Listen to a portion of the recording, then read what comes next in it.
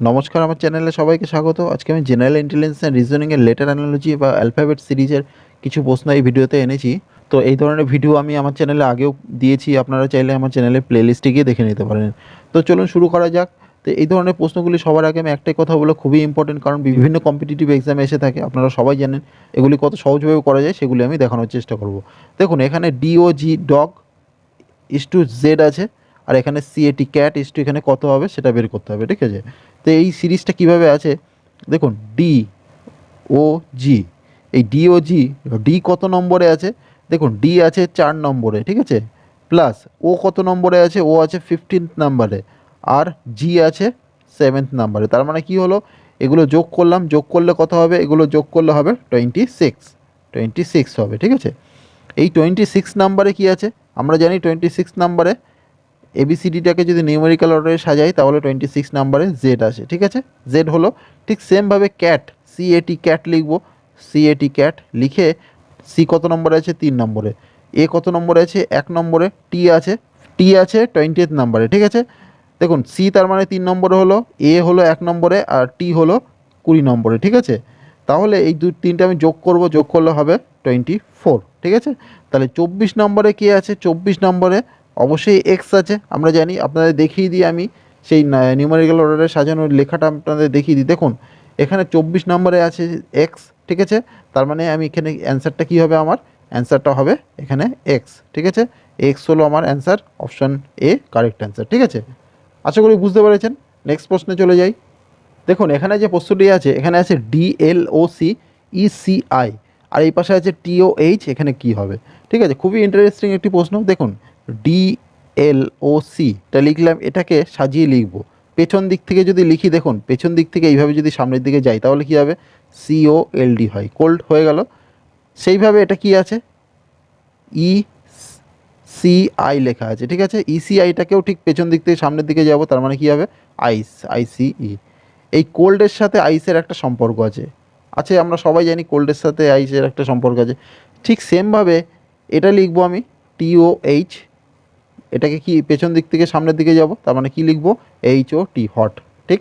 এবার হটের সাথে কিসের সম্পর্ক আছে এখানে অপশান দেখে আমাকে বুঝতে হবে। দেখুন, হবে না, TEA আছে, দেখুন TEA, এটাকে কিভাবে দেওয়া আছে, এটাকে দেওয়া আছে AET, এইভাবে দেওয়া আছে, ঠিক আছে। তার মানে কি, হটের সাথে টি এর একটা সম্পর্ক আছে, আমরা জানি। ঠিক সেম সম্পর্ক আছে কোল্ডের সাথে আইসের। আশা করি বুঝতে পেরেছেন। কোল্ডের সাথে আইসের সম্পর্ক আছে, বরফ ঠান্ডা হয়, চা গরম হয়, ঠিক আছে। এই তো ব্যাপারটা। তাহলে কি হলো, আমার অ্যান্সারটা হলো AET, ঠিক আছে। এই উল্টো করে দেওয়া আছে, এটাই আমার answer, option D correct answer, ঠিক আছে। নেক্সট প্রশ্নে চলে যাই। দেখুন, এখানে যে প্রশ্নটি আছে, এখানে YAD আছে, NUS আছে, আর এই পাশে আছে NOOM আছে, ঠিক আছে। তার মানে এইখানে কি হবে সেটা আমাকে বের করতে হবে। এটাও আগেরটার মতনই প্রশ্নটা। দেখুন, YAD, এটা কি আছে, উল্টো করে লেখা আছে, ডেটাকে উল্টো করে লেখা, DAY হবে, ঠিক আছে। পেছন দিক থেকে সামনের দিকে যদি যাই তাহলে DAY হবে। আশা করি বুঝতে পেরেছেন। দেখুন, তারপরে কি আছে, NUS, তার মানে কি, এটাও দেখুন উল্টো করে লেখা আছে, পেছন দিক থেকে সামনের দিকে লিখবো, সাজিয়ে SUN হবে, ঠিক আছে। তাহলে ডে এর সাথে সানের একটা সম্পর্ক আছে, দিনের বেলায় সূর্য দেখা যায়। ঠিক সেমভাবে এখানে দেখুন, এখানে কি আছে, পরেরটা আছে NOOM, তার মানে এটাকেও সেই পেছন দিক থেকে সামনের দিকে লিখবো, সিরিয়ালি সাজিয়ে লিখবো পেছন দিক থেকে সামনের দিকে, তার মানে MOON হবে, মুন। মুনের সাথে কিসের সম্পর্ক আছে আমাকে অপশান দেখে বুঝতে হবে। অপশানে দেখুন, এখানে দেখুন পেছন দিক থেকে সামনের দিকে আমাকে সাজিয়ে নিতে হবে, তারপরে কী হবেন, পেছন দিক থেকে NIGHT হবে এখানে, কিন্তু এটা নাইট বানাম, এটা ঠিক নাই।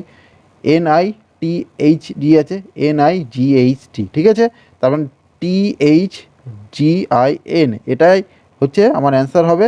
এটাকে সাজিয়ে লিখলে হবে NIGHT, ঠিক আছে। নাইটে মুন দেখা যায়, ডেতে সান দেখা যায়, তার মানে অ্যান্সারটা আমার কি হলো, অ্যান্সারটা অপশন ডি, THGIN, ঠিক আছে। আশা করি বুঝতে পেরেছেন, খুবই সহজ একটি সমাধান। পরবর্তী প্রশ্ন চলে যাই। দেখুন, এখানে যে প্রশ্নটা হচ্ছে HCM ইজ টু FAK, ঠিক আছে। ঠিক সেমভাবে SGD আছে, এখানে কি হবে, দেখুন HCMটা আমি লিখে নিলাম, তার নিচে FAKটা লিখলাম, ঠিক আছে। এইচের সাথে এফের কি সম্পর্ক আছে, এইচের সাথে এফের সম্পর্ক হচ্ছে এটাই, যে এইচের আগে এফ আছে, ঠিক আছে। আমরা সবাই জানি এইচের আগে এফ আছে, তাহলে কত আগে আছে, -2 আগে আছে। ঠিক আছে, কারণ এফ জি এইচ, ঠিক আছে, এইভাবে আছে, তার মানে জি মাঝখানে আছে, তার মানে সুতরাং -2 2 ধাপ পেছনে আছে, ঠিক আছে। ঠিক সেমভাবে সি এর থেকে এ -2তে আছে, এম এর থেকে কেউ -2তে আছে, তাহলে সবগুলো -2তে হয়ে গেল।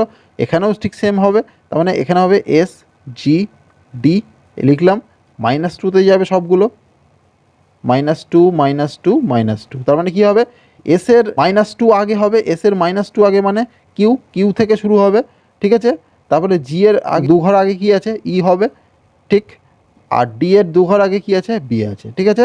তার মানে কী দাঁড়ালো আমার অ্যান্সারটা, Q E B, Q E B, ঠিক আছে, অপশান এ কারেক্ট অ্যান্সার। আশা করি বুঝতে পেরেছেন। নেক্সট প্রশ্ন চলে যাই।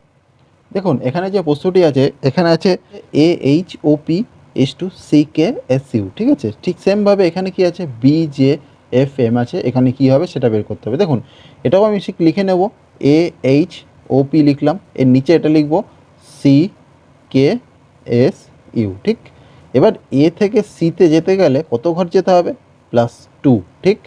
এবার এইচ থেকে কেতে যদি যাই কত ঘর যেতে হবে, +3, ঠিক আছে।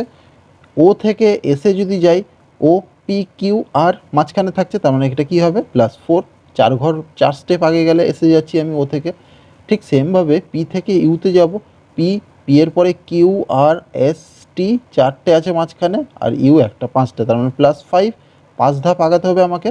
তাহলে কি হলো, প্রথমটা +2, দ্বিতীয়টা +3, তৃতীয়টা +4, চতুর্থটা +5।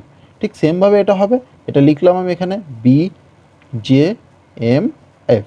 এবার কী হবে, বি এর পরে কত ঘর যাব, +2, +2 মানে হচ্ছে বি এর পরে সি, তারপরে ডি, তার মানে এখানে ডি হবে। জে এর পরে কী হবে, +3, জে এর পরে যদি +3 করি, কে এল এম, ঠিক আছে, তার মানে এম এ আসবে, ঠিক। এবার এম থেকে +4-এ যাব, এম থেকে +4, 4 মানে কত, এন ও পি কিউ, কিউতে চলে আসবো আমি, তার মানে কিউ হবে এখানে, ঠিক আছে। আর এফ থেকে +5 করব, +5 মানে এফ এর পরে জি এইচ আই জে, তারপরে 5 নম্বরে হবে কে, ঠিক। তার মানে অ্যান্সারটা কী হলো, ডি এম কিউ কে, ডি এম কিউ কে, অপশান বি হচ্ছে কারেক্ট অ্যান্সার। আশা করি বুঝতে পেরেছেন, খুবই সহজ এগুলি, আপনারা একটু মনোযোগ সহকারে যদি করেন, এগুলো ভুল হওয়ার কোনো সুযোগ এখানে নেই, ঠিক আছে। এবং যদি কোথাও অসুবিধা থাকে অবশ্যই আমাকে জিজ্ঞাসা করবেন, তাহলে আমি সেগুলি আপনাদেরকে সলভ করে দেবো, ঠিক আছে। পরবর্তী প্রশ্ন চলে যাই।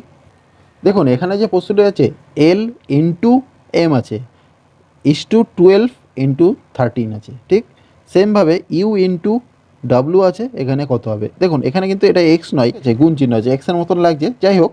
দেখুন এল, এল মানে কি, আমরা জানি এবিসিডিটাকে যদি নিউমেরিক্যাল অর্ডারে সাজাই, তাহলে এল কত নম্বরে আসে, 12 নম্বরে আসে, ঠিক। তো এম কত নম্বরে আসে, এম কত নম্বরে আসবে, এম আসবে 13 নম্বরে, আমরা জানি 13 নম্বরে আসবে, তাহলে 12 আর 13 পরপর হলো এটা। ঠিক সেমভাবে এটা আছে 12 × 13 হিসাবেই আছে, ঠিক আছে। ঠিক সেমভাবে এটা হবে ইউ, ইউ কত নম্বরে আসবে, ইউ আসবে 21 নম্বরে, আর ডাব্লু আসবে, ডাব্লু আসবে 23, ঠিক আছে। তার মানে কী দাঁড়াবে এখানে অ্যান্সারটা, 21 × 23।